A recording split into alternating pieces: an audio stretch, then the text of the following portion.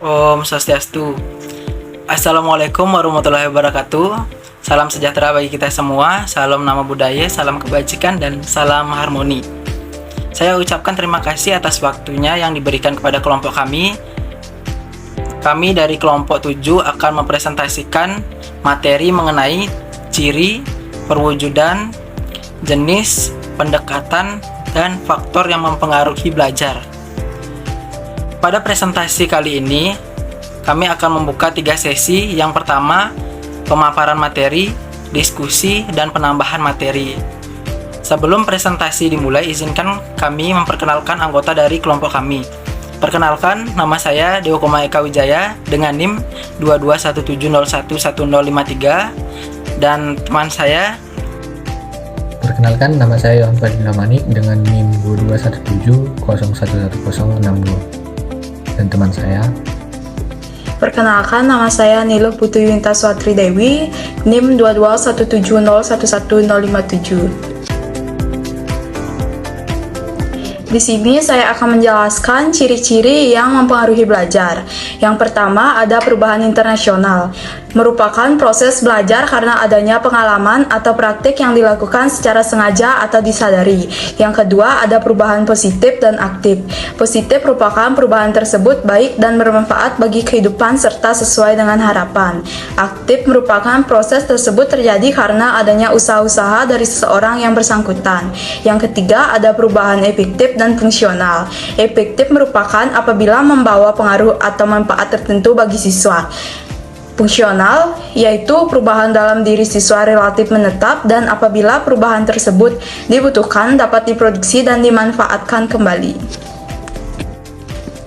Adapun perwujudan yang mempengaruhi belajar, yang pertama ada kebiasaan, merupakan proses penyusulan kecenderungan respon dengan menggunakan stimulasi yang berulang-ulang. Yang kedua ada keterampilan, kemampuan melakukan pola-pola tingkah laku yang kompleks untuk mencapai hasil.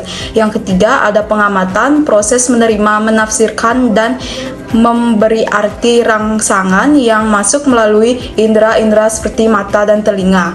Yang keempat, berpikir asosiatif dan daya ingat, merupakan proses pembentukan hubungan antara rangsangan dengan respon.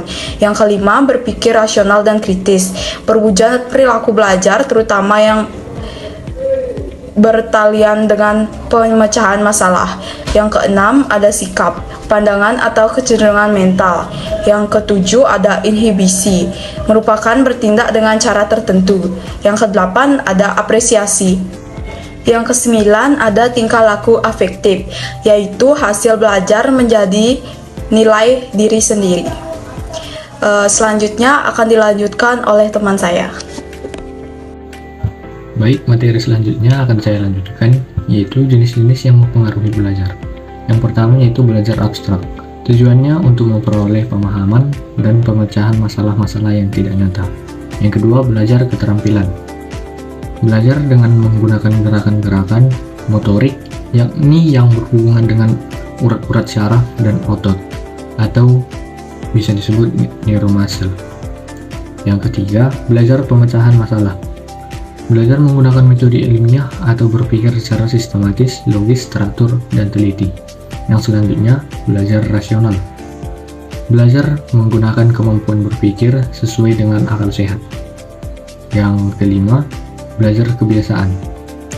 Proses pembentukan kebiasaan-kebiasaan baru atau perbaikan kebiasaan-kebiasaan yang telah ada. Yang keenam, belajar sosial.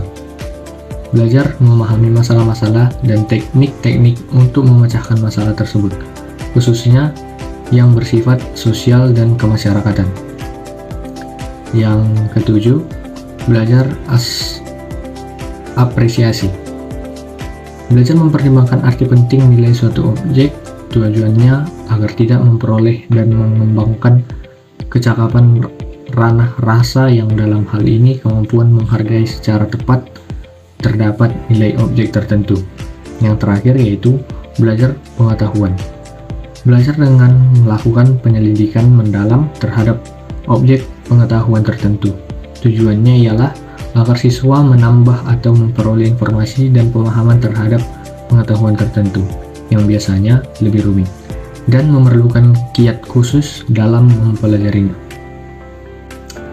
Lanjut ke materi berikutnya, yaitu ragam pendekatan belajar. Dalam ragam pendekatan belajar ada 3 poinnya, yaitu pendekatan hukum Joss, yang kedua pendekatan Ballard dan Clancy, yang ketiga pendekatan Biggs. Yang pertama, pendekatan hukum Joss.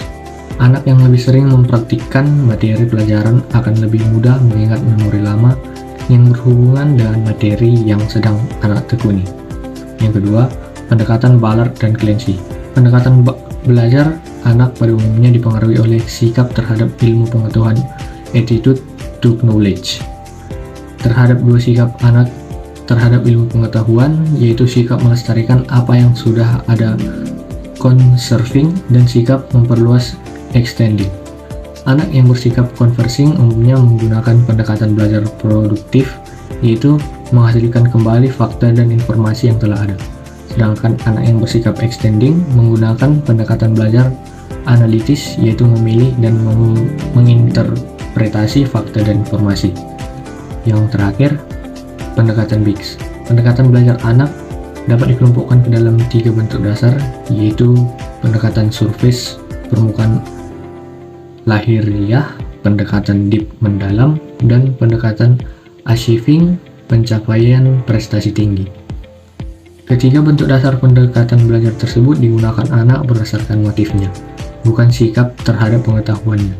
Anak yang menggunakan dasar pendekatan surface mau belajar karena dorongan dari luar, ekstrinsik dengan ciri-ciri menghindari kegagalan, tetapi tidak belajar dengan keras. Cara belajar ini bersifat santai, asal menghafal, dan tidak mementingkan pemahaman yang mendalam. Sekian materi dari saya, dan saya akan dilanjutkan oleh teman saya. Baik, jadi kali ini saya akan menjelaskan faktor-faktor yang mempengaruhi belajar. Faktor internal siswa. Yang pertama, aspek psikologis, terdapat tonus jasmani. Yang kedua, aspek psikologis, terdapat inteligensi, sikap, minat, dan bakat. Faktor eksternal siswa. Yang pertama, faktor lingkungan dibagi menjadi 3, yaitu lingkungan alami, lingkungan sosial, dan lingkungan non-sosial. Yang kedua, faktor instrumental dibagi menjadi 5, yaitu kurikulum, program, bahan atau hal yang dipelajari, sarana atau fasilitas, guru atau tenaga kerja. Selanjutnya, pendekatan belajar siswa. Yang pertama, surface atau reproduktif. Yang kedua, analytical atau depth. Dan ketiga, spekulatif atau achieving. Baik, sekian presentasi dari saya. Hal yang dapat kami simpulkan yaitu setiap perilaku belajar selalu ditandai oleh ciri-ciri perubahan yang spesifik. Di antaranya ciri-ciri perubahan khas yang menjadi karakteristik perilaku belajar yang terpenting adalah perubahan internasional, perubahan positif dan aktif, perubahan efektif dan fungsional. Perwujudan perilaku belajar biasanya lebih sering tampak dalam perubahan-perubahan kebiasaan, keterampilan, pengamatan, berpikir asosiatif, dan daya ingat. Berpikir rasional dan kritis, sikap inhibisi, apresiasi, dan tingkah laku efektif.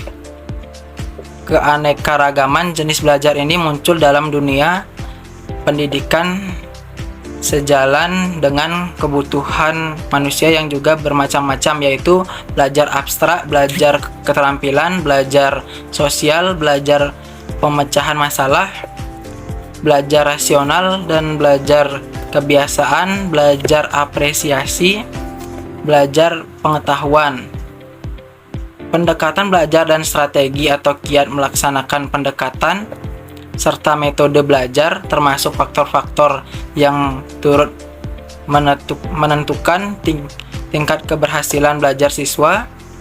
Sering terjadi seorang siswa yang memiliki kemampuan ranah cipta yang lebih tinggi daripada teman-temannya ternyata hanya mampu mencapai hasil yang sama dengan yang dicapai teman-temannya. Faktor-faktor yang dapat mempengaruhi belajar yaitu faktor internal, faktor dari dalam diri siswa, dan faktor eksternal, faktor dari luar siswa. Sekian presentasi dari kelompok kami.